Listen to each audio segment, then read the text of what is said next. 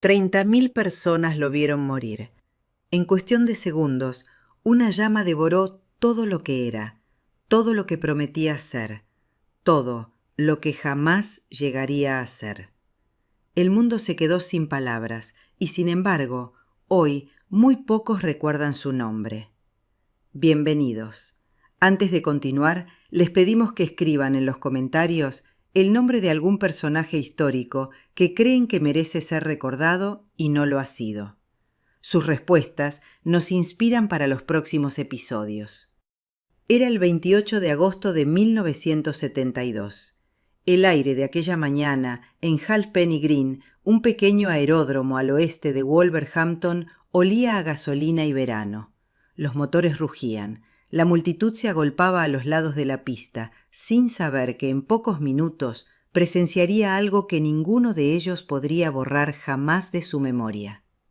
En medio de aquel bullicio, un hombre delgado, de mirada clara y actitud resuelta, se ajustaba a los controles de su avión.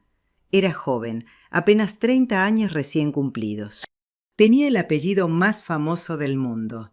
Se llamaba William Henry Andrew Frederick y era nieto del rey Jorge V de Inglaterra, primo hermano de la reina Isabel II y en ese instante noveno en la línea de sucesión al trono del Reino Unido. Pero él no estaba allí en calidad de príncipe, estaba allí como piloto, como hombre libre, como alguien que, desde muy joven, había elegido vivir más cerca del viento que de los palacios. Su historia no es la de un rey que reinó ni la de un héroe que ganó batallas. Es algo más extraño y más profundo. Es la historia de un hombre nacido en el seno del poder que eligió una y otra vez alejarse de él. Un hombre que amó sin permiso, voló sin miedo y murió ante los ojos de miles de personas que creían estar viendo una carrera aérea. Para comprender quién era William de Gloucester, es necesario retroceder hasta los días más oscuros de la Segunda Guerra Mundial, cuando Europa ardía y un niño de sangre real nació en la Inglaterra en guerra. Corría el mes de diciembre de 1941. Apenas 12 días después del ataque japonés a Pearl Harbor, que acababa de arrastrar a los Estados Unidos al conflicto mundial, en una clínica privada del condado de Hertfordshire, al norte de Londres, nació el primer hijo del príncipe Enrique, duque de Gloucester, y de su esposa, la princesa Alicia. Fue un nacimiento discreto, casi silencioso, como correspondía a los tiempos. Los periódicos, sometidos a la censura de guerra, ni siquiera publicaron el lugar exacto del nacimiento, refiriéndose simplemente a una capilla privada en el campo. El mundo estaba en llamas, y en ese mundo un príncipe llegaba al mundo. Desde su primer día de vida, William estuvo rodeado de historia. Su padre era el tercer hijo del rey Jorge V, el monarca que había guiado al Imperio Británico durante la Primera Guerra Mundial. Su madre era hija de uno de los duques más poderosos de Escocia. Y su tío abuelo, el rey Jorge VI, sería su padrino de bautismo junto a la reina Madre María, mujer que encarnaba todo el peso de la tradición monárquica británica. 4 personas en la línea de sucesión al trono le precedían el día en que llegó al mundo. Era un niño royal de primera fila, destinado a una vida de protocolo, apariciones públicas y sacrificio silencioso en nombre de la corona. Sin embargo, el destino tenía otros planes para él, planes que ningún protocolo podría encauzar del todo. Crecer dentro de la familia real británica no significaba vivir rodeado de lujo sin más. Significaba crecer bajo el peso de una institución que llevaba siglos definiéndose a sí misma por encima de las personas que la componían.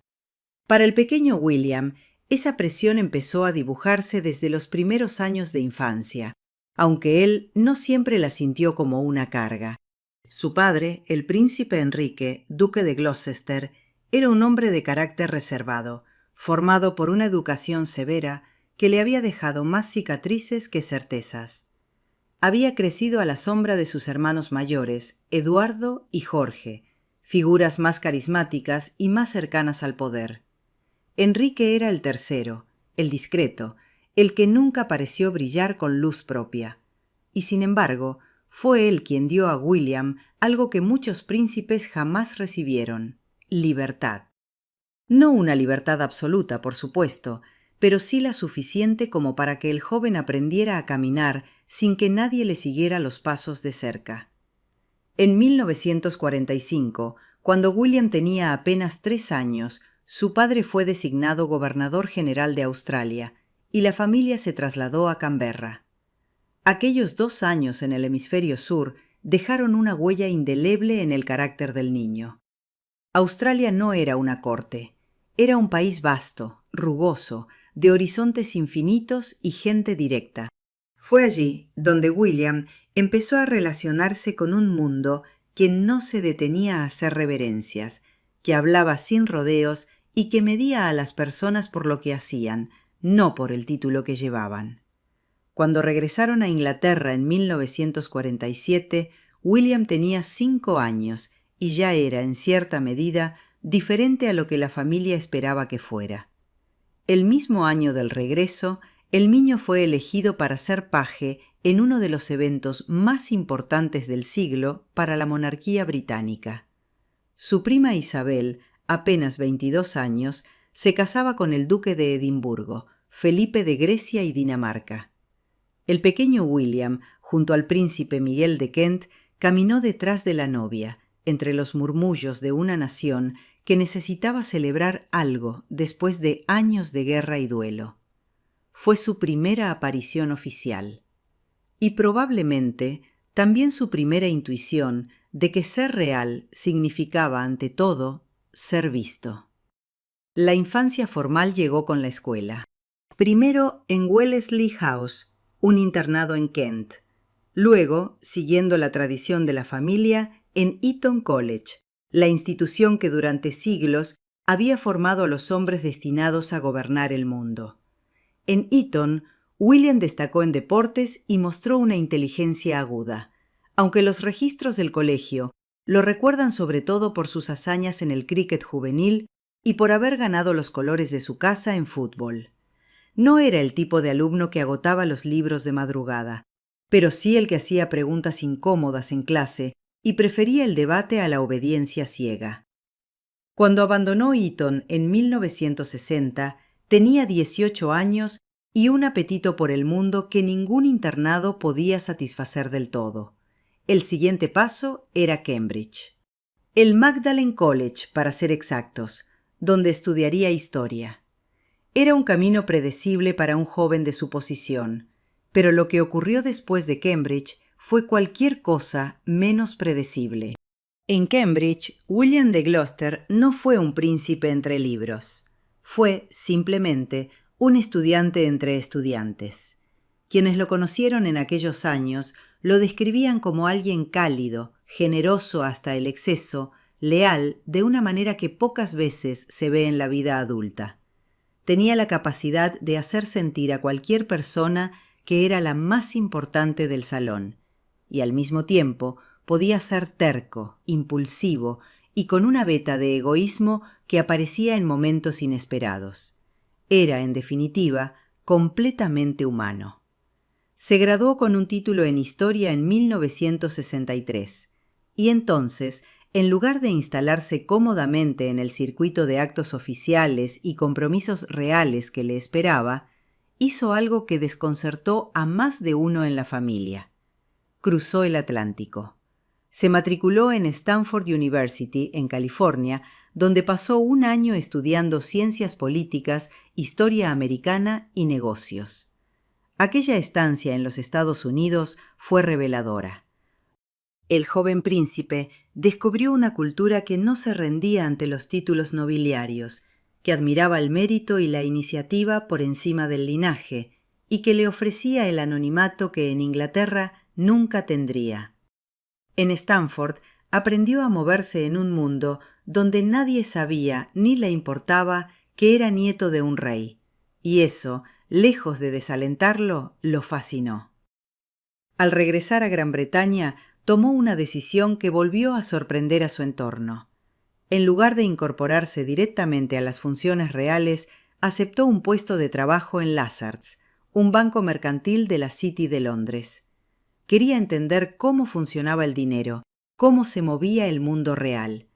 Era una actitud inusual para alguien de su posición y, sin embargo, completamente coherente con el perfil que había ido construyendo desde la infancia, el de un hombre que prefería aprender desde dentro antes de juzgar desde arriba. Pero el paso más audaz estaba aún por venir. En 1965, William ingresó en el Commonwealth Office, el Ministerio de Exteriores del Reino Unido para sus territorios y países asociados. Se convirtió así en el segundo miembro de la familia real británica que trabajaba dentro de la función pública o el servicio diplomático, siendo el primero su tío, el príncipe Jorge, duque de Kent, que lo había hecho en los años 20. Era una rareza. Era, también, una declaración de intenciones. Su primer destino fue Lagos, la capital de Nigeria, donde fue enviado como tercer secretario en la Alta Comisión Británica. Nigeria era entonces un país joven que llevaba apenas 5 años de independencia y que atravesaba tensiones políticas que en breve desencadenarían una de las guerras civiles más devastadoras del África subsahariana. El príncipe diplomático vivió allí durante 3 años, aprendiendo los ritmos de una África que no aparecía en los libros de texto de Eton, relacionándose con políticos, comerciantes y ciudadanos de a pie en una de las ciudades más vibrantes del continente. Cuando en 1968 le ofrecieron el siguiente destino, fue Tokio. Y fue allí, en Japón, donde su vida daría un giro que el protocolo no había previsto. Tokio, a finales de los años 60, era una ciudad en permanente reinvención. El milagro económico japonés estaba en plena efervescencia. Las Olimpiadas de 1964 habían abierto el país al mundo, y la capital nipona era un remolino de modernidad y tradición en el que convivían lo más antiguo y lo más nuevo del siglo. Para William, que llegó como segundo secretario comercial en la embajada británica, Tokio era exactamente el tipo de escenario que encendía su imaginación. Fue en Japón donde conoció a Susie Starkloff. Ella tenía 32 años, había nacido en Budapest en el seno de una familia judío-húngara y había trabajado como modelo y azafata antes de establecerse en Tokio. Era inteligente, independiente y libre en una manera que pocas mujeres de la época se permitían serlo. Se habían divorciado de un piloto americano y vivía su vida en el Extremo Oriente con una energía que a William le resultó, desde el primer encuentro, absolutamente irresistible. La relación que nació entre ellos no fue un capricho pasajero.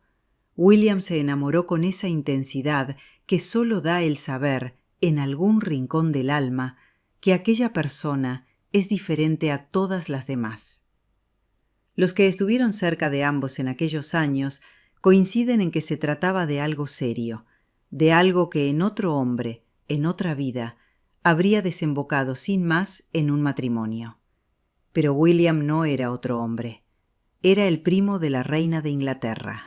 Y en la Gran Bretaña de finales de los 60, casarse con una mujer extranjera, divorciada, sin título y de origen judío, era una combinación que rozaba lo impensable en los círculos cercanos a la corona. Las reglas no escritas de la monarquía no se habían relajado tanto como para acoger aquel amor sin reservas. La familia real, según quienes conocieron el asunto de cerca, no facilitó las cosas. Los miembros más conservadores del entorno regio miraban la relación con una mezcla de preocupación y condescendencia. Sin embargo, no todo fue hostilidad. La princesa Margarita, hermana de la reina y mujer que entendía mejor que nadie el precio de amar fuera de los límites que la institución imponía, fue más comprensiva que otros. Según cuentan los testimonios de la época, le dijo a William que esperara, que tuviera paciencia, que una vez de regreso en Inglaterra, todo podría verse de otra manera. Pero el tiempo y la paciencia no siempre son aliados del amor. En agosto de 1970, William y Susie se vieron por última vez en persona. Él estaba a punto de regresar a Gran Bretaña, obligado por las circunstancias, y la distancia, que ya había tensado la relación, acabó por romperla de una manera silenciosa y sin escándalo, como suelen romperse las cosas que duelen demasiado para ventilarse en público. La razón del regreso era grave. La salud del príncipe Enrique, su padre, se había deteriorado enormemente tras varios accidentes cerebrovasculares. El duque de Gloucester, que ya no podía realizar sus funciones públicas con normalidad, necesitaba que alguien se hiciera cargo de la administración del patrimonio familiar y de los compromisos reales. William era el hijo mayor. No había discusión posible. Presentó su renuncia en el servicio diplomático y volvió a casa.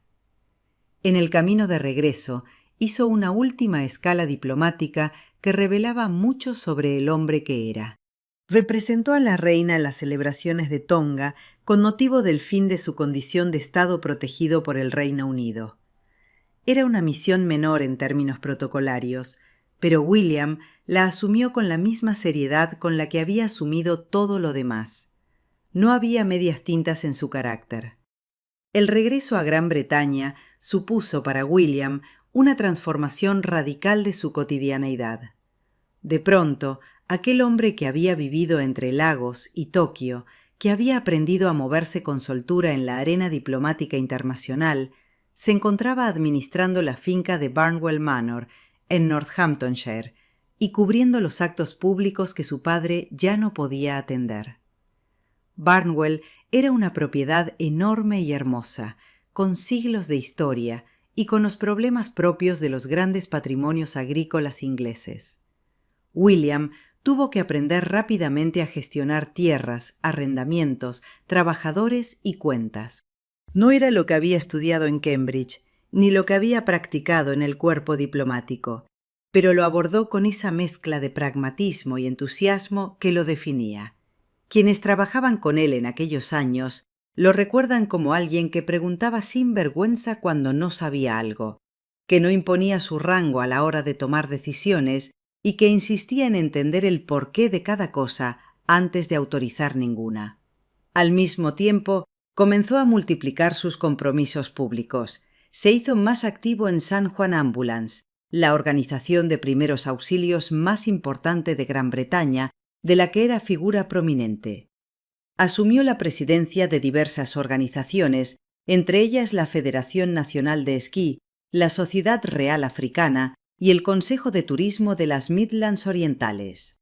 Participó en la inauguración de escuelas, presidió ceremonias y representó a la reina en actos que para cualquier otro habrían sido simples formalidades, pero que él intentaba convertir en ocasiones genuinas de contacto con la gente.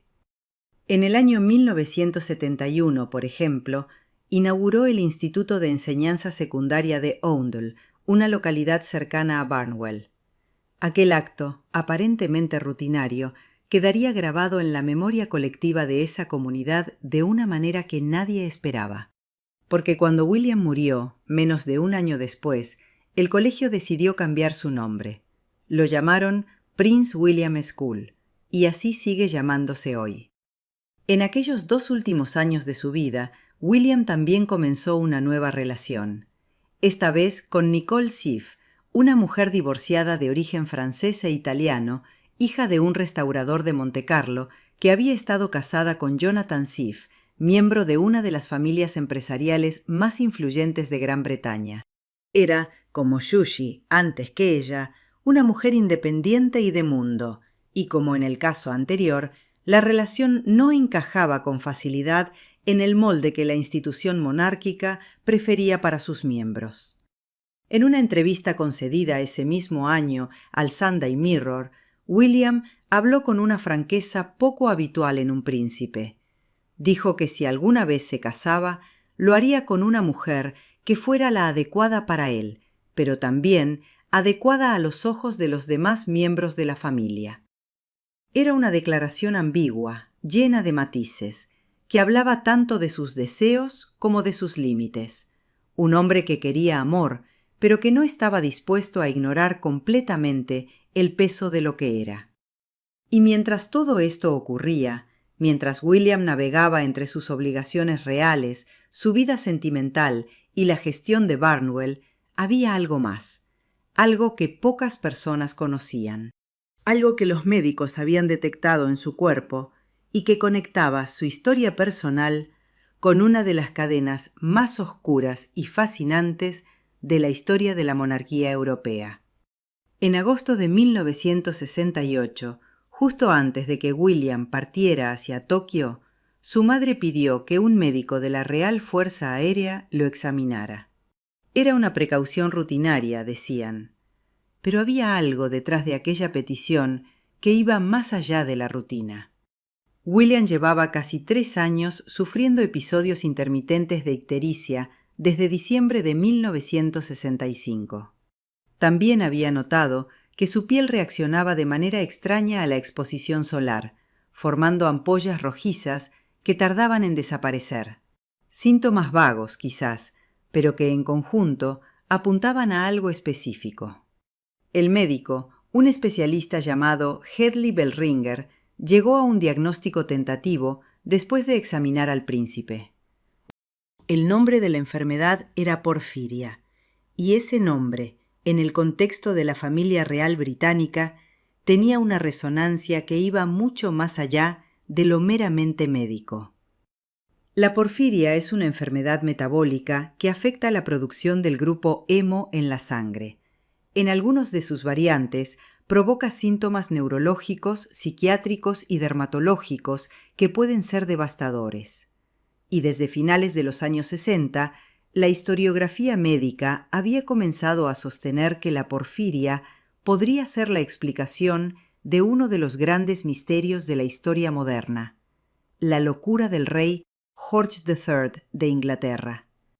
El rey que perdió América, el monarca que en los últimos años de su reinado fue encadenado, sujetado con chalecos de fuerza y sometido a tratamientos brutales porque nadie entendía qué le pasaba, podría haber sido víctima de esta misma enfermedad. Y si era hereditaria, si había viajado de generación en generación a través de las ramas del árbol genealógico de la Casa Real Británica, entonces William de Gloucester era el eslabón más reciente de esa cadena. Los hematólogos del Hospital Addenbrooke de Cambridge, que examinaron al príncipe tiempo después, confirmaron el diagnóstico.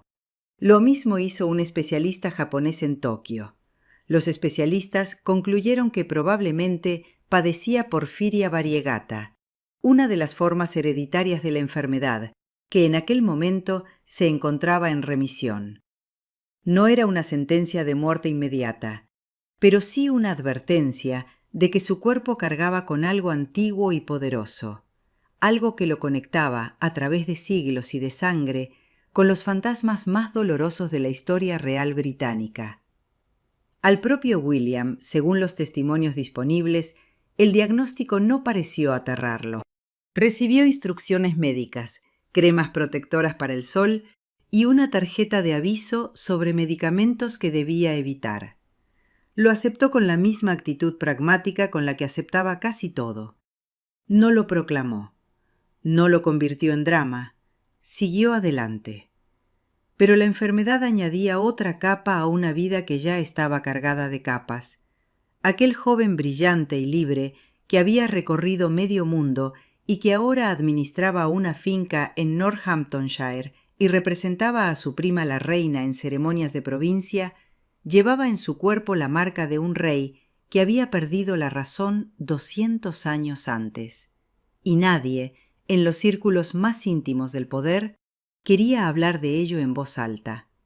La historia de la porfiria en la monarquía europea era en sí misma un relato de silencios, un secreto médico transmitido durante generaciones, disfrazado de excentricidad, de debilidad de carácter o de castigo divino según la época. El hecho de que ahora tuviera un nombre, de que la ciencia pudiera señalarlo con precisión, no lo hacía menos inquietante. Al contrario, William era el eslabón más moderno de esa cadena, y también sería el último en cargarla. Hay personas que viven como si supieran que el tiempo que les queda es limitado, no porque sean fatalistas ni melancólicas, sino porque tienen una relación con la vida que las empuja a exprimir cada momento, a no posponer nada, a ir siempre hacia adelante sin mirar demasiado atrás. William de Gloucester era una de esas personas. Desde muy joven y con una intensidad que fue creciendo conforme pasaban los años, William había sentido una atracción irresistible hacia la aviación. No era una afición casual, de fin de semana, de esas que se adoptan para llenar el tiempo libre. Era una pasión genuina, casi visceral, que convertía el acto de volar en algo muy cercano a la libertad absoluta que el resto de su vida, con todas sus obligaciones y restricciones, no podía ofrecerle. Obtuvo su licencia de piloto y fue acumulando horas de vuelo con la misma determinación con la que había acumulado títulos universitarios y destinos diplomáticos. En el momento de su muerte, contaba con más de 700 horas registradas en los mandos. Era, por tanto, un piloto experimentado. No un aficionado que se subía a un avión por placer ocasional, sino alguien que conocía el cielo con la familiaridad de quien lo visita regularmente. Llegó a poseer varios aviones propios, principalmente modelos Piper, avionetas ligeras americanas conocidas por su manejabilidad y fiabilidad, y se involucró institucionalmente en el mundo de la aviación ligera hasta el punto de convertirse en presidente del British Light Aviation Center, la organización que representaba a los pilotos privados y a los entusiastas del vuelo recreativo en el Reino Unido. Era en ese mundo una figura respetada no por su título, sino por su conocimiento y su compromiso. Las carreras aéreas eran otra dimensión de esa pasión.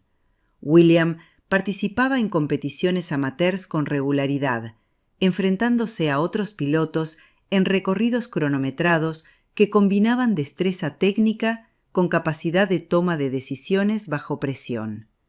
Eran eventos populares en la Gran Bretaña de principios de los 70 que congregaban a miles de espectadores y tenían su propia cultura, sus propios héroes, sus propias leyendas. En agosto de 1972, el Goodyear International Air Trophy era una de las carreras más importantes del calendario de aviación ligera en el país. Se celebraba en Halfpenny Green, un pequeño aeródromo situado entre Wolverhampton y Kidderminster, en las Midlands occidentales. El nombre del lugar, que se traduce aproximadamente como el Prado del Medio Penique, no evocaba ningún drama particular. Era simplemente un campo de vuelo rodeado de campiña inglesa. William se había inscrito para competir. Le acompañaría como pasajero Byrrell Mitchell, un piloto con el que había volado en competiciones anteriores y que era, además, un amigo. Los preparativos fueron los habituales. El avión, un Piper Cherokee Arrow, fue revisado. Los participantes recibieron las instrucciones de la carrera. El día amaneció con una meteorología aceptable. Y entonces, casi en el último momento, antes de que comenzara todo, algo cambió. La dirección del viento giró, no de manera dramática, no de manera que los instrumentos hubieran gritado una advertencia imposible de ignorar, sino lo suficiente como para que la organización decidiera cambiar la pista de despegue. El nuevo circuito exigía que tras el despegue los pilotos giraran hacia la izquierda lo antes posible, a muy baja altitud, para incorporarse al recorrido previsto. Era una maniobra técnicamente exigente, un viraje a la izquierda con fuerte inclinación lateral en el momento en que el avión acababa de dejar el suelo y aún no había alcanzado la velocidad ni la altitud necesarias para maniobrar con pleno margen de seguridad. William dio gas. El Cherokee comenzó su carrera por la pista. El avión despegó. Durante un instante todo pareció normal. El Cherokee ganó altura sobre el aeródromo de Halfpenny Green, su motor funcionando con normalidad, su estructura respondiendo a los controles como debía. Las 30.000 personas que llenaban los márgenes del campo de vuelo siguieron el despegue con esa mezcla de expectación y distancia que da la seguridad de estar mirando algo que les es ajeno. Luego comenzó el viraje. William inclinó el avión hacia la izquierda. El ángulo de inclinación fue aumentando, primero con suavidad, luego con una pronunciación que comenzó a salirse de los límites razonables para esa altitud. El problema con los virajes forzados a baja altura es que el avión, al inclinarse lateralmente, pierde sustentación vertical. En un giro normal a altitud segura, eso no importa demasiado porque hay margen para corregir. Pero cuando estás a pocos metros del suelo, cada grado de inclinación es un préstamo que el cielo no siempre está dispuesto a conceder. El Cherokee siguió descendiendo hacia la izquierda. La distancia entre su ala de babor y el suelo se redujo a metros, luego a centímetros, y entonces el ala tocó un árbol. No hubo tiempo para reaccionar. El impacto fue instantáneo. El ala se partió. El avión perdió todo control aerodinámico en una fracción de segundo y se volcó, estrellándose contra un terraplén de tierra al borde del aeródromo. El depósito de combustible estalló. Las llamas se extendieron con la velocidad que solo tiene el fuego cuando no encuentra resistencia. 30.000 personas lo vieron. Algunos se quedaron paralizados, otros corrieron. Los servicios de emergencia tardaron 2 horas en controlar el incendio, lo que da una idea de la violencia con la que ardió aquel aparato que, instantes antes, era simplemente un avión en una carrera. William Henry Andrew Frederick, príncipe de Gloucester, nieto del rey Jorge V, primo de la reina de Inglaterra, diplomático, administrador, piloto y hombre libre, murió aquel 28 de agosto de 1972. Tenía 30 años. Su pasajero, Byrell Mitchell, murió también. Las identidades de ambos hubo que confirmarlas al día siguiente, en la investigación judicial, a través de los registros dentales. De los cuerpos no quedaba nada que pudiera ser reconocido a simple vista. La noticia llegó a Buckingham Palace con la crudeza de los hechos imposibles de suavizar.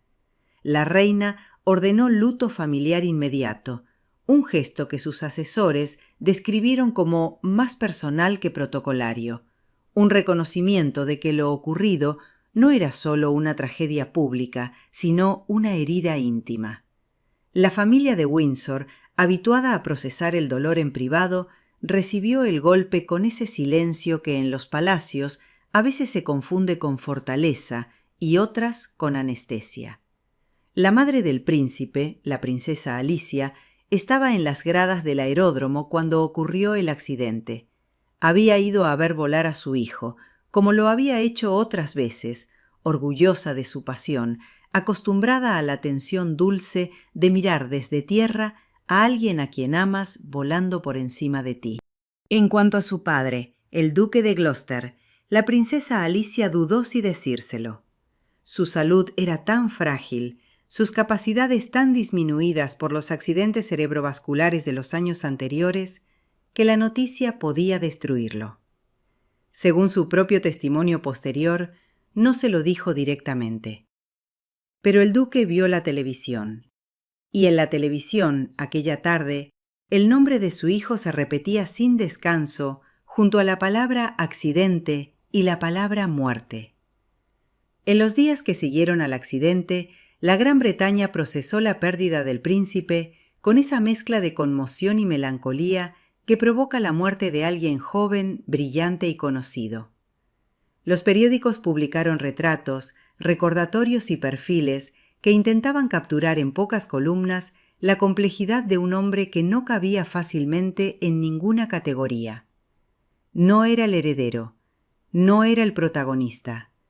Era, en el lenguaje de los tabloides de la época, el primo, el sobrino, el noveno en la línea de sucesión. Pero quienes lo conocían de verdad sabían que esa descripción no alcanzaba a explicar quién había sido. Los amigos, los colegas del servicio diplomático, los colaboradores de las organizaciones benéficas que había presidido, los trabajadores de Barnwell Manor, todos describían a un hombre de una generosidad y una lealtad excepcionales, alguien que recordaba los nombres de las personas, que preguntaba por sus familias, que devolvía las llamadas aunque no tuviera obligación de hacerlo. El funeral se celebró en privado, como correspondía a las costumbres de la familia real. William fue enterrado en el Real Cementerio de Frogmore, en los jardines privados de Windsor, el mismo lugar donde descansan otros miembros de la familia real que la historia ha ido retirando del primer plano. Es un lugar bello y silencioso, apartado del ruido del mundo, entre árboles centenarios y el murmullo lejano del castillo. La investigación oficial sobre el accidente fue conducida por el Ministerio de Comercio. El inspector jefe que la dirigió concluyó que la causa más probable había sido un error de juicio por parte del piloto. Aquella frase, corta y fría, levantó ampollas entre quienes conocían la trayectoria y la experiencia de William como aviador. 700 horas de vuelo no convierten a nadie en invencible, pero sí sugieren un nivel de competencia que va más allá del principiante que comete errores evitables. Lo cierto es que la investigación no fue conclusiva en el sentido más estricto. Según diversas fuentes, algunos documentos relacionados con el accidente permanecen restringidos al público hasta el año 2073. Las razones exactas de esta restricción nunca han sido explicadas de forma totalmente clara. Esa clasificación, discreta pero extraordinaria para un accidente de aviación civil, ha alimentado durante décadas todo tipo de especulaciones.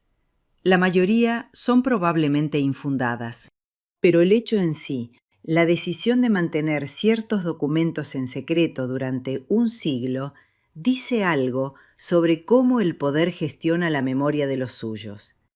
Dice algo sobre los silencios que rodean a las instituciones cuando uno de los suyos muere de manera repentina, incómoda e irreversible. El patrimonio que dejó William fue tasado en 416.000 libras esterlinas, equivalentes a cerca de 3,5 millones de euros en valor actual. Su testamento fue sellado en Londres. Los títulos a los que habría sucedido, el ducado de Gloucester, el condado de Ulster, la baronía de Culloden, pasaron a su hermano menor, Ricardo, que los heredó definitivamente en 1974, cuando su padre también falleció. Fue el primer nieto de Jorge V y la reina María en morir. Una distinción que nadie habría querido. El tiempo hace cosas extrañas con los muertos. A algunos los amplifica, los convierte en mitos, los deposita en el centro de la memoria colectiva como si nunca hubieran podido estar en otro lugar. A otros los va borrando suavemente hasta que lo que queda es solo un nombre en un archivo, una fotografía en una exposición que nadie visita los martes por la tarde, una lápida en un jardín al que no llega el ruido del mundo. William de Gloucester pertenece a esta segunda categoría. La historia oficial de la monarquía británica no lo recuerda con particular insistencia. No protagonizó un escándalo que hiciera temblar las instituciones. No tuvo hijos que pudieran perpetuar su memoria con sus propias vidas. No dejó una obra artística ni un legado político que se pudiera señalar con el dedo. Murió demasiado joven para que su historia tuviera tiempo de completarse. Y sin embargo, hay algo en su figura que resiste el olvido con una tenacidad silenciosa. Quizás porque en su vida están escritas, de una manera más honesta que en la mayoría, las contradicciones de lo que significa nacer en el seno del poder, pero desear vivir fuera de él. El diplomático que dejó su carrera para volver a casa. El enamorado que no pudo casarse con quien quería. El príncipe que prefería los cielos a los salones. El hombre que llevaba en su sangre la marca de un rey que perdió la razón y que respondió a esa herencia no con miedo, sino con movimiento, con acción, con velocidad. La princesa Alicia, su madre, sobrevivió a su hijo casi 30 años. Murió en 2004 a la extraordinaria edad de 102 años, convirtiéndose en la persona de mayor edad en la historia de la familia real británica. Vivió lo suficiente para ver a 2 generaciones de Windsor criarse, crecer y ocupar los titulares del mundo. Vivió lo suficiente para que la historia que comenzó aquel 28 de agosto de 1972 quedara absorbida por otras historias más ruidosas, más mediáticas, más adecuadas al ritmo de un mundo que cada vez tiene menos paciencia para los silencios. Pero ella no olvidó. Las memorias que publicó años después de la muerte de su hijo hablan de él con una intimidad que los documentos oficiales no contienen. Hablan del niño que fue paje en la boda de su prima Isabel, del muchacho que aprendió a caminar libre en los horizontes australianos, del joven que cruzó el Atlántico en busca de algo que su propio país no podía darle, del hombre que volvió cuando el deber lo llamó, sin quejas, sin condiciones, con esa lealtad que sus amigos siempre citaban como su cualidad más definitoria. Y hablan también de aquella tarde en Halfpenny Green, de las gradas, del motor encendiéndose, del avión que despegó y que no volvió a tierra de la manera en que debería haber vuelto. La carretera que pasa cerca del aeródromo de Halfpenny Green sigue ahí. El campo donde cayó el avión ha cambiado con los años, como cambian los campos. En Oundle, el instituto que lleva su nombre enseña cada día a cientos de jóvenes que probablemente no saben nada del príncipe, cuyo nombre está grabado sobre la puerta de entrada. Y en el cementerio de Frogmore, bajo los árboles de Windsor, hay una lápida que dice lo esencial. Un nombre, una fecha de nacimiento, una fecha de muerte. Entre las 2 fechas, 30 años. 30 años que fueron diplomacia, amor, vuelo, enfermedad heredada, deber asumido, libertad buscada y vida vivida con una intensidad que el protocolo nunca logró domesticar del todo. William de Gloucester no llegó a reinar, no llegó a casarse, no llegó a ver el mundo en el que su prima, la reina Isabel II, gobernaría durante 70 años y se convertiría en el símbolo más duradero de una época. No llegó a conocer al otro Guillermo, el nieto de Isabel que hoy lleva su mismo nombre y su misma sangre, y que ha crecido en un mundo donde ser príncipe significa algo muy distinto a lo que significaba en 1972. Pero voló. Y por un instante, suspendido entre el cielo y la tierra, fue exactamente lo que quería ser.